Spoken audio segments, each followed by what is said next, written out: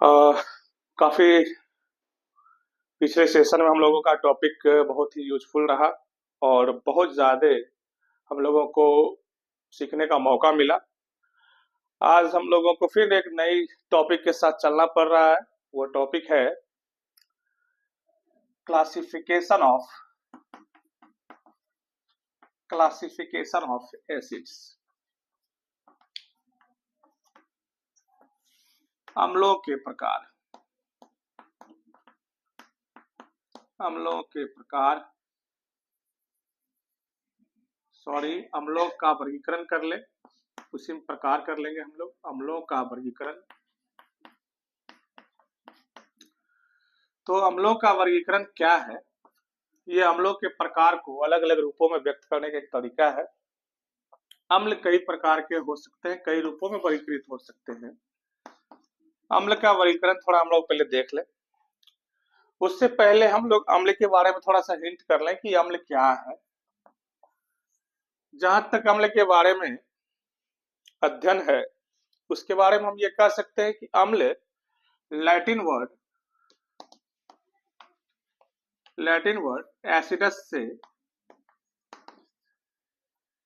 Acidus से मिलकर बना है। एसिडस का मतलब होता है सावर, दैट इज खट्टा। अम्ल कैसा पदार्थ है? तो सब कोई जानते हैं कि अम्ल जो है खट्टा पदार्थ है। ज्यादातर अधिकांश फूड मटेरियल में हम लोगों को यह देखने के लिए मिलता है कि उसका टेस्ट खट्टा होता है।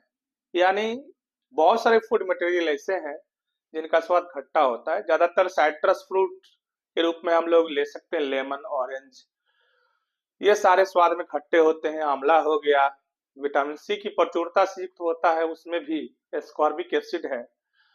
और दूध, दही में लैक्टिक एसिड की प्रचुरता है। तो बहुत सारे फूड स्टफ्स हैं, खाद्य सामग्री है, जिसमें एसिड की प्रचुरता होती है। अलग अलग प्रकार के एसिड हो सकते हैं। तो एसिड के नाम की उत्पत्ति के बारे में हम लोगों ने पहले समझा कि एसिड जो है किस तरह के वर्ड से मिलकर बना है। तो यह जो है एसिडस नामक लैटिन वर्ड से मिलकर बना है, जिसका अर्थ होता है खट्टा। तो आज हम लोग एसिड के बहुत सारे क्लासिफिकेशन के टाइप को जानने वाले हैं। तो एसिड का पहला टाइप हम लोग जो जानने वाले हैं वह है सोर्स के आधार पर। सोर्स के आधार पर, सोर्स का मतलब हम लोग जानते हैं स्रोत के आधार पर।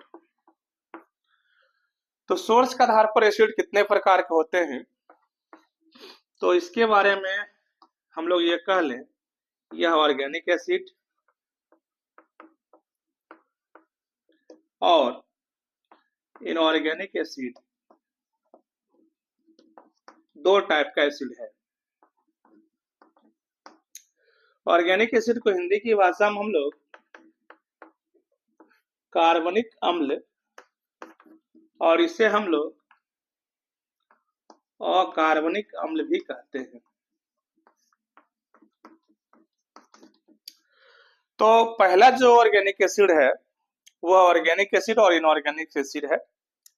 ज्यादातर ये पूछा जाता है कि ये ऑर्गेनिक एसिड कहाँ से प्राप्त होते हैं। तो ज्यादातर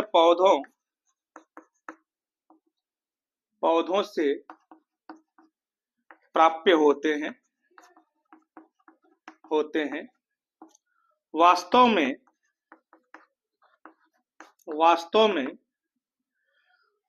सूक्ष्मजीव के द्वारा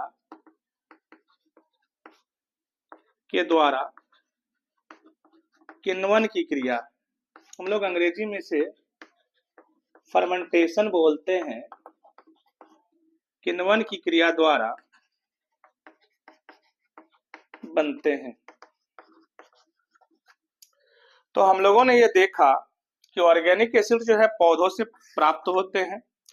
और किस क्रिया से हम लोगों को ये प्राप्त होता है, तो माइक्रोब्स जो है, माइक्रो ऑर्गेनिज्म जो है, वह पौधों पर उसके जो अंदर में मटेरियल है ग्लूकोज का, शुगर का, उस मटेरियल पर सूक्ष्मजीव आकर फर्मेंटेशन की क्रिया करते हैं, तब जाके हमें मिलता है ऑर्गेनिक एसिड।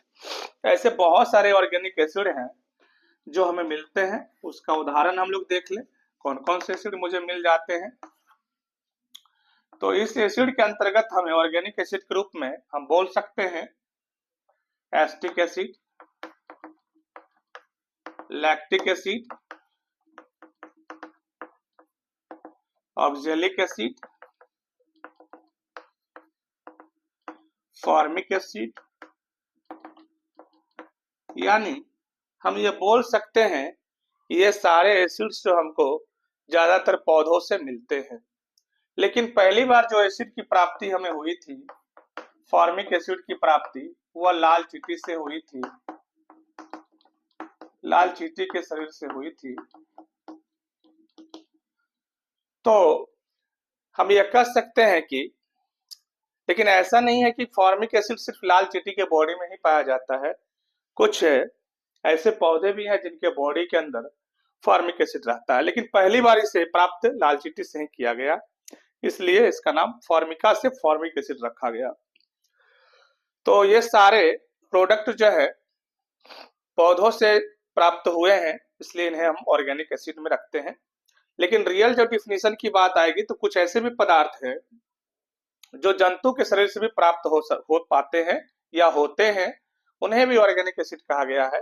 तो बेसिकली कुछ किताब जो है इसकी डिफिनीशन पर यह बात रखता है कि ऑर्गेनिक एसिड में एक खास ग्रुप होता है, वह ग्रुप होता है कार्बोक्सिलिक एसिड ग्रुप।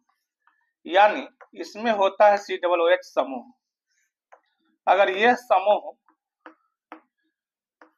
समूह जिस एसिड के पास है वह सारे के सारे कार्बनिक अम्ल हैं, ऑर्गेनिक एसिड है। तो खास तौर पर ऑर्गेनिक एसिड के बारे में मैं बात करूं, वह एसिड जिसमें COOH समूह हो, और विशेषता इसे पहली बार जो प्राप्त किया गया वह पौधों के शरीर से ज्यादा मात्रा में प्राप्त किया गया, इसलिए इसका नाम ऑर्गेनिक एसिड रखा गया। अब हम लोगों को यह देखना है कि ऑर्गेनिक के बाद इनऑर्गेनिक एसिड क्या है, इस पर हम लोग विचार कर लें। तो ज्यादातर इनऑर्गेनिक एसिड का दूसरा नाम मिनरल एसिड भी होता है, मिनरल एसिड भी होता है। हिंदी की भाषा में इसे हम खनिज अम्ल भी बोलते हैं। तो मिनरल एसिड कहाँ से मिलेगा, कौन से एसिड मिनरल है, पहली बार इसे कहाँ से प्राप्त किया गया? तो ज्यादातर ये खनिज पदार्थों के साथ मिलते हैं।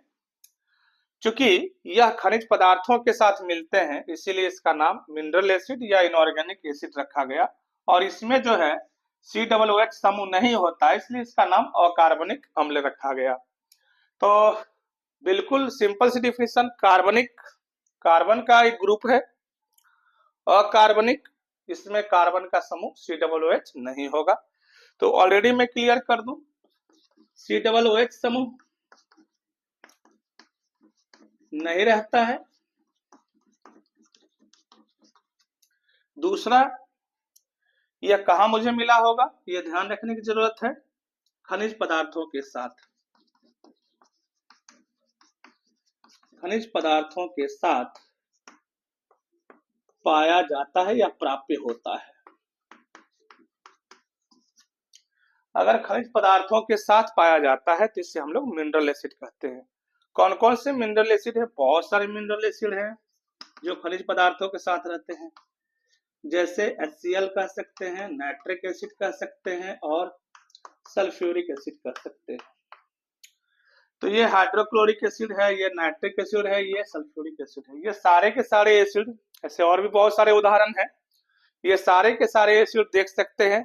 इस सभी में हम लोग ऐसा कह सकते हैं कि COOH का कोई समूह उपस्थित नहीं है, अतः यह बिल्कुल खनिज अम्ल है, कार्बनिक अम्ल नहीं है। तो मैं एक बार फिर से कंप्लीटली कर दूं, according to source organic acid and inorganic acid classified हुए हैं और यह बेसिकली डिपेंड किया है COOH पर, इसमें उपस्थित है, इसमें नहीं है, खनिज पदार्थों के साथ पाया जाता है, यह पौधों में फर्मेंटेशन की क्रिया से प्राप्त हुआ है, अतः इसे ऑर्गेनिक एसिड और उसे इनऑर्गेनिक एसिड कहा गया है। दूसरा जो क्लासिफिकेशन है वह हम लोग देखने वाले हैं दूसरा क्लासिफिकेशन हम लोग देख लें अम्ल के प्रकार में, तो हम लोग ये कह सकते हैं कि अम्ल की अलग अलग प्रकार की स्थितियां हो सकती हैं, लेकिन अगला प्रकार जो हम लोगों को जाने वाला है वह है मॉलिक्यूलर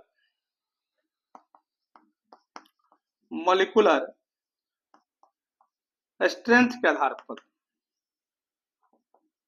आणविक शक्ति के आधार पर, आणविक शक्ति के आधार पर, शक्ति के आधार पर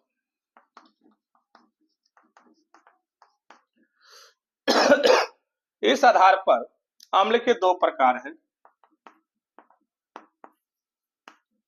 वह है hydra acid and oxy acid.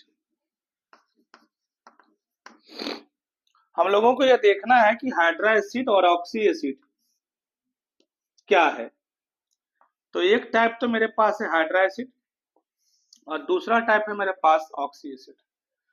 तो आणविक शक्ति या स्ट्रक्चर भी हम यहां बोल सकते हैं।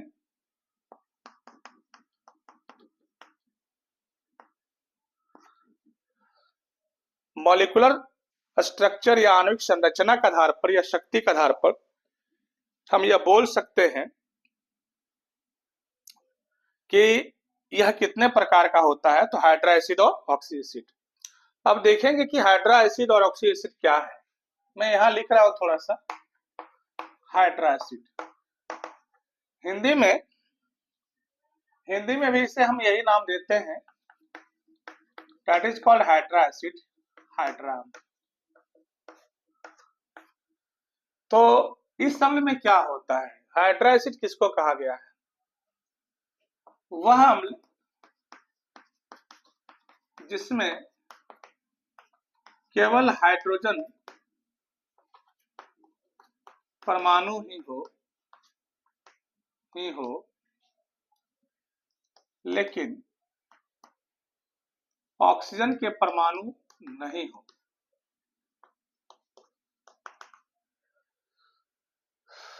तो हाइड्रोजन के परमाणु हो लेकिन ये नहीं हो,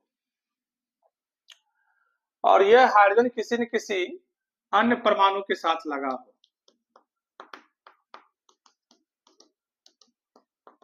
के साथ लगा हो, लेकिन क्या नहीं होना चाहिए? ऑक्सीजन नहीं होना चाहिए। तो हम लोगों को यह देखना है कि ऐसा कौन सा एसिड है जो हाइड्रा एसिड है जिसमें ऑक्सीजन नहीं है। तो मैं इसकी एग्जांपल पर बात करने वाला हूं। वह है HCl, HCN, HF और HI। हम सबों को यह दिख रहा है कि इसमें ऑक्सीजन कहीं भी उपस्थित नहीं है। तो अगर ऑक्सीजन नहीं है तो ऐसे एसिड हाइड्रा एसिड कहलाएंगे। यानी सिंपली वे एसिड देख सकते हैं यहाँ ऑक्सीजन की जगह कोई दूसरा एटम पुट हुआ है, तो हाइड्रोजन की जगह क्लोरीन है। हाइड्रोजन की जगह क्लोरीन नहीं है, हाइड्रोजन के साथ क्लोरीन है, ऐसा बोला जाए। हाइड्रोजन के साथ CN है, हाइड्रोजन के साथ F है और हाइड्रोजन के साथ I है, लेकिन कहीं भी ऑक्सीजन प्रेजेंट नहीं दिख रहा है किसी भी एसिड में, अतः यह हाइड्रा एसिड है। अगला जो टर्म मेरा होने वाला है वो ऑक्सी एसिड पर मैं बात करने वाला हूँ। फिलहाल मेरे पास स्पेस थोड़ी कमी है, तो मैं चाहता हूं कि ऑक्सी एसिड की बात मैं आगे बढ़कर करूंगा। फिलहाल आप लोग इसका स्क्रीनशॉट रख लें, मैं फिर आगे बढ़ूंगा।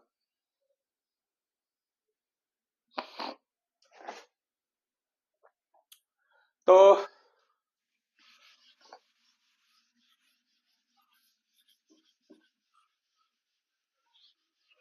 मैं लिखने के लिए तैयार हो रहा हूं और जल्द ही मैं इसके प्रॉब्लम को वाश कर लूं तो ज्यादा अच्छा रहेगा।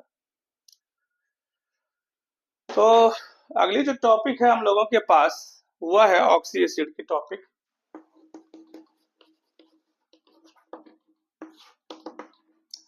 ऑक्सी अम्ल बोल सकते हैं इसे।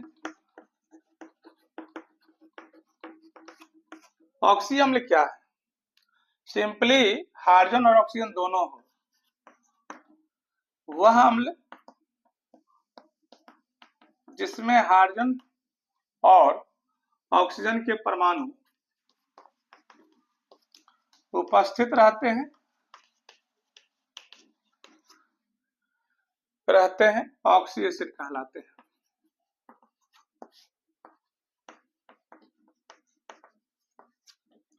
ऑक्सी एसिड कहलाते हैं। ऐसे कौन कौन से एग्जाम्पल हैं जहां ऑक्सीजन भी है और हाइड्रोजन भी है? देख सकते हैं यहाँ हाइड्रोजन और ऑक्सीजन दोनों परमाणु अगर प्रेजेंट है तो that is called oxy acid.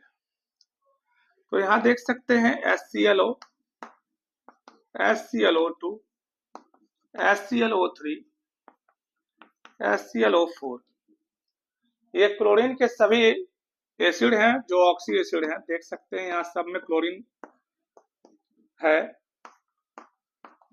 ऐसे बहुत सारे एसिड हैं जो अवेलेबल है। मैं इसका नाम लिख दूं पहले। इसको बोलते हैं हाइपोक्लोरस एसिड,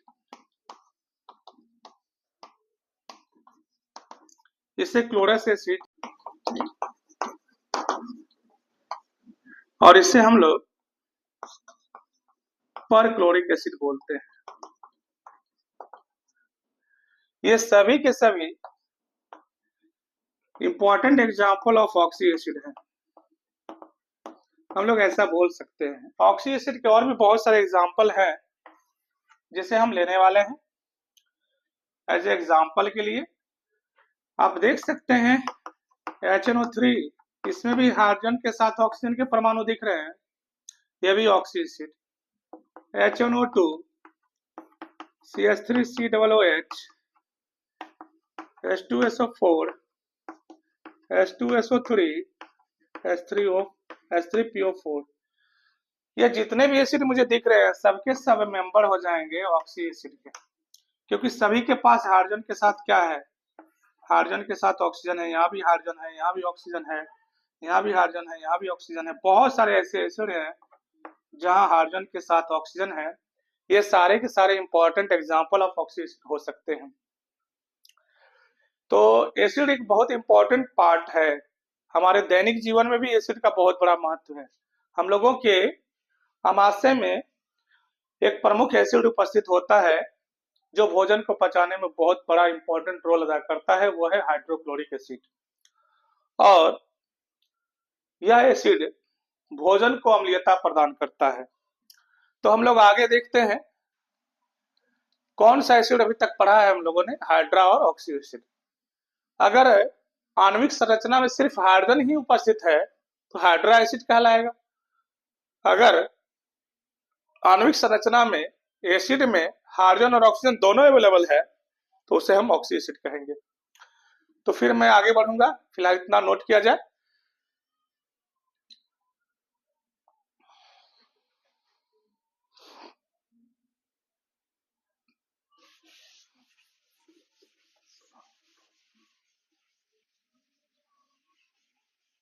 अगली जो टॉपिक हम लोगों को देखना है, एसिड का तीसरा वर्गीकरण है।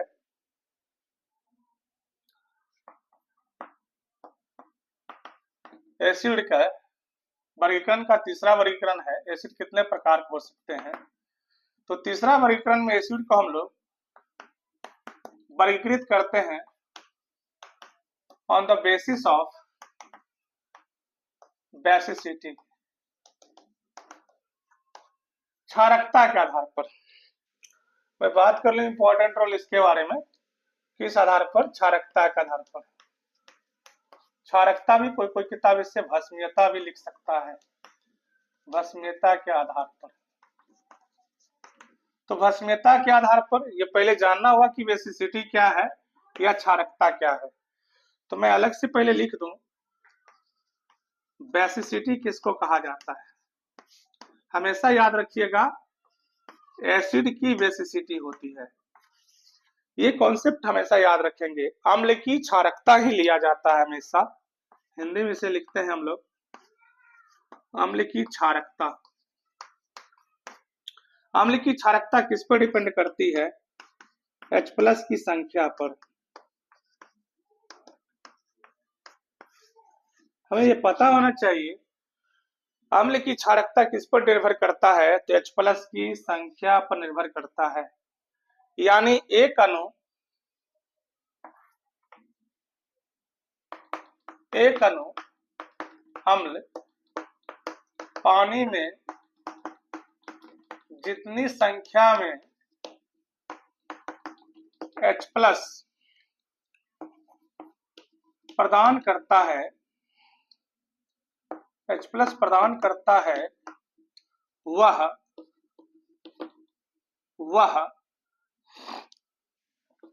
उस अम्ल की क्षारकता कहलाता है। तो यहां पर देखने की जरूरत है मुझे, एक अणु अम्ल पानी में जितनी संख्या में H+ को डोनेट कर रहा है, उस संख्या को ही अम्ल की क्षारकता कहा जाता है। तो इस आधार पर अम्ल की क्षारकता 3 प्रकार की हो जाती है। तो इसे हम बोल सकते हैं मोनोबेसिक एसिड, डायबेसिक एसिड और ट्राइबेसिक एसिड।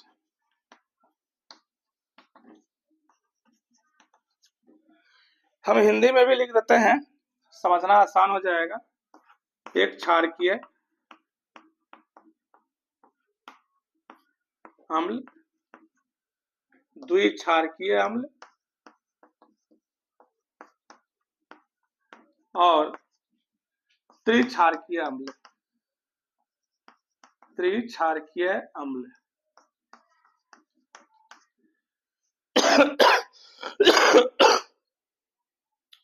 तबीयत थोड़ा ठीक नहीं है, इसलिए हो सकता है डिस्टर्बिंग होगा। मौसम भी बिगड़ा हुआ है, थोड़ा तबीयत भी बिगड़ा हुआ है। मौसम धीरे धीरे सुधार की ओर है, हम लोग भी सुधार हो जाएंगे बहुत जल्दी। तो मोनोबेसिक एसिड एक क्षारकीय, तो क्षारकीय मतलब हो गया H+ की संख्या। अगर उसकी संख्या H+ की संख्या 1 हो तो मोनोबेसिक एसिड, मतलब वह एसिड जो पानी में आकर H+ की संख्या 1 देता है, माने 1 H+ देता है, तो उसे हम लोग एक क्षारकीय अम्ल कहेंगे। अगर 2 H+ देने की क्षमता किसी एसिड में है तो उसे हम द्विक्षारकीय कहेंगे। अगर 3 H+ देने की क्षमता किसी में है अम्ल में तो वह त्रिक्षारकीय अम्ल कहलाएगा। उदाहरण में दे दूं, HCl, HF, HNO3, ये सारे के सारे एक क्षारकीय अम्ल हैं, क्योंकि ये पानी में आने के बाद एक ही H+ दे सकता है, एक ही H इसके पास है। ये भी पानी में आने के बाद एक ही H+ दे सकता है, ये भी पानी में आने के बाद एक ही H+ दे सकता है। किस टाइप से दे सकता है तो आप यहाँ देख सकते हैं, HCl है, इसको पानी में जैसे ही हम लोग डालते थे H+ और Cl-, चूंकि यह अम्ल पानी में आकर एक ही H+ देता है, अतः इसकी क्षारकता कितनी है, 1 है। बहुत छोटा सा टर्म है। उसी तरह H2SO4 है, यहाँ देख सकते हैं पानी में अगर कितना दे सकता है, 2 H+ देने की क्षमता इसके पास है, अतः यह डायबेसिक एसिड है। ठीक इसी प्रकार बहुत सारे एग्जाम्पल ले सकते हैं। तो हम लोग ले सकते हैं H2CO3 ले सकते हैं, हम लोग ले सकते हैं H2C2O4 ले सकते हैं। ये कौन सा एसिड है, बेसिकली इसके बारे में थोड़ा सा हम लोग क्लियर कर लें कॉन्सेप्ट। ये ऑक्जेलिक एसिड है। कौन सा एसिड है, ऑक्जेलिक एसिड है। तो ये भी द्विक्षारकीय अम्ल है। तो जिसकी H+ देने की क्षमता जिस एसिड के पास 2 है, द्विक्षारकीय अम्ल है। अगर 3 है तो त्रिक्षारकीय अम्ल। त्रिक्षारकीय एग्जाम्पल हम लोग ऊपर देख लें। तो त्रिक्षारकीय अम्ल में कौन कौन से अम्ल आ सकते हैं, कि इंपॉर्टेंट एग्जाम्पल में लिख दूं, H3PO4, बहुत ही महत्वपूर्ण example, that is called phosphoric acid. तो फॉस्फोरिक एसिड पानी में आकर कितने H+ को दे सकता है, 3 H+ को दे सकता है। यह पानी में आकर 3 H+ को रिमूव कर सकता है, 3 H+ देता है, सीधे लिख देते हैं 3 H+ देता है। क्योंकि इस एसिड के पास 3 H+ देने की क्षमता है, अतः यह ट्राइबेसिक एसिड होगा। तो यहाँ ये कॉन्सेप्ट क्लियर हो गया आज। बेसिसिटी के आधार पर अम्ल के कितने प्रकार के, बेसिसिटी के आधार पर 3 मोनो, डाई और ट्राइबेसिक एसिड। बहुत इंपॉर्टेंट रोल है इन सभी एसिडों का। तो हम लोगों ने अभी तक कितने प्रकार का स्टडी किया? पहला प्रकार सोर्स के आधार पर, दूसरा प्रकार हम लोगों ने किया मॉलिक्यूलर स्ट्रक्चर के आधार पर, और तीसरा प्रकार आज हम लोगों ने स्टडी किया बेसिसिटी के आधार पर। और भी अम्ल है, चौथा प्रकार हम लोग रेडी होने वाले हैं। 3 ही प्रकार थे, लेकिन मैं एक और प्रकार को बढ़ा रहा हूं। थोड़ा देर के लिए इसको स्क्रीनशॉट ले लें, फिर मैं आगे बढ़ूंगा।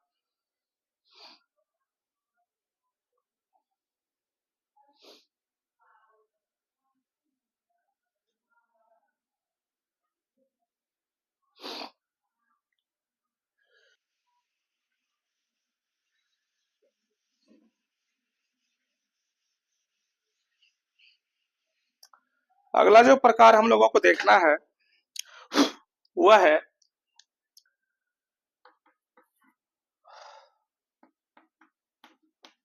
आयनन की मात्रा के आधार पर, डिग्री ऑफ आयोनाइजेशन। नाम से पता है आयोनाइजेशन, आयन का आना। आयोनाइजेशन में आयन का फॉर्मेशन होता है, चाहे प्लस आए चाहे माइनस आए। आयन तो 2 ही होता है, एक पॉजिटिव और नेगेटिव, दैट इज केटायन और एनायन। अगर आयन की मात्रा ज्यादा होती है, degree of ionisation high level होता है, तो वैसा अम्ल स्ट्रॉन्ग एसिड कहलाता है। इस आधार पर हमने 2 प्रकार के, पहला अम्ल मेरे पास जो आया है आयन के आधार पर, हम लोग बोल सकते हैं आयनन के आधार पर, कुछ किताब इसे वियोजन के आधार पर भी लिखा है, वियोजन के आधार पर भी लिख सकते हैं, मतलब उसमें आयन का वियोजन फास्ट हो, इसे हम बोल सकते हैं स्ट्रॉन्ग एसिड और वीक एसिड। स्ट्रॉन्ग एसिड को बहुत सारे किताब अलग अलग हिंदी में अलग अलग नाम दिया है, सबल बोल सकते हैं, प्रबल बोल सकते हैं, अंग्रेजी में सिंपली ध्यान रख सकते हैं मजबूत। स्ट्रॉन्ग मतलब मजबूत, वीक मतलब कमजोर प्रवृत्ति का अम्ल होगा, दैट इज हम लोग बोल सकते हैं दुर्बल, निर्बल बोल सकते हैं अम्ल। तो परिभाषा क्या है इसका, यह जानने का प्रयास करें हम लोग। स्ट्रॉन्ग एसिड किसको कहते हैं? तो स्ट्रॉन्ग एसिड की जो चर्चा है उस पर बात कर लें। सबसे पहले स्ट्रॉन्ग एसिड किसको कहते हैं? तो डिग्री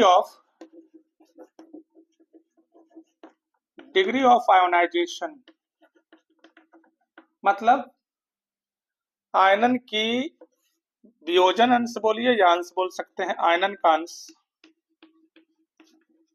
अंश अगर अधिक हो तब उसे हम स्ट्रॉन्ग एसिड कहते हैं।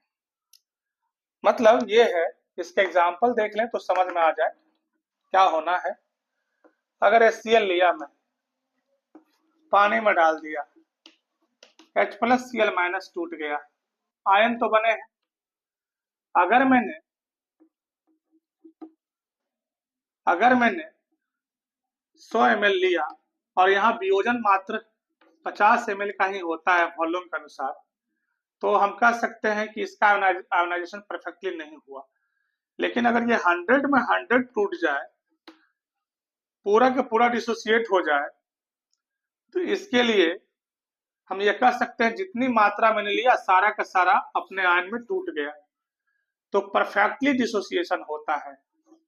यहाँ पर यह ध्यान रखना होगा, परफेक्टली मतलब पूर्णतः अपने आयन में टूट जाता है, अपने अवयवी आयन में टूट जाता है। तो ऐसे अम्ल क्या कहलाते हैं? Strong acid. इसके बहुत सारे एग्जाम्पल हैं, HCl है, H2SO4 है, HNO3 है, इसको हाइड्रोक्लोरिक एसिड बोलते हैं, इसको हम लोग सल्फ्यूरिक एसिड बोलते हैं और इसको नाइट्रिक एसिड बोलते हैं। ऐसे बहुत सारे एग्जाम्पल और अवेलेबल हैं, जो स्ट्रॉन्ग एसिड की तरह बिहेव करते हैं। और इसमें बिल्कुल same case, degree of ionisation जिसको हम बोले थे वहां, आयनन की अंश या डिग्री ऑफ आयोनाइजेशन को हम लोग उसकी मात्रा के आधार पर भी ले सकते हैं। हमने वॉल्यूम के आधार पर वहां लिया था। अगर ये केस देखा जाए, अगर ये कम हो जाता है तो इसके लिए हम लोग को ये ध्यान रखना, ऐसे एसिड क्या कहलाएंगे, वीक एसिड कहलाएंगे। वीक एसिड में कुछ एग्जाम्पल हम लोग ले लें जो बहुत महत्वपूर्ण एग्जाम्पल है। तो हम लोग ज्यादातर लेते हैं CH3COOH एंड H2CO3। ये देख सकते हैं एसिटिक एसिड है जो विनेगर में पाया जाता है, सिरका में मौजूद रहता है एसिटिक एसिड। और ये है कार्बोनिक अम्ल, कार्बोनिक अम्ल इसको बोलते हैं। इसको अंग्रेजी में हम लोग लिख दें यहाँ,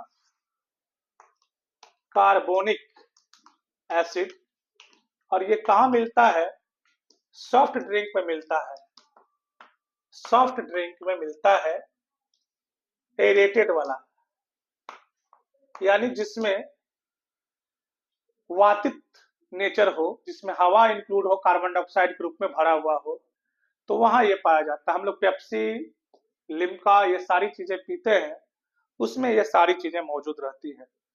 तो हम लोगों ने आज देखा कि वीक एसिड के बहुत सारे टाइप है, कुछ और भी वीक एसिड है जिसका मैं एग्जांपल जिक्र कर दूं, और भी एग्जांपल, अदर एग्जांपल के रूप में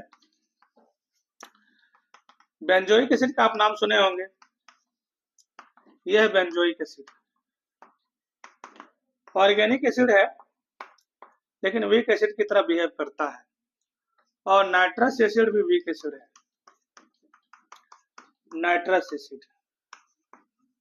जबकि नाइट्रिक एसिड के बारे में यहाँ देख सकते हैं, यह स्ट्रॉन्ग एसिड है। इस प्रकार बहुत सारे ऐसे एसिड हैं जो कि स्ट्रॉन्ग और वीक एसिड के रूप में प्रकृति में उपलब्ध है। तो आज के इस एसिड के क्लासिफिकेशन में हम लोगों ने अलग अलग परिस्थिति के आधार पर, फैक्टर के आधार पर उनके प्रकार को जानने का काम किया। आप सभी को best of luck. Thank you, best of luck.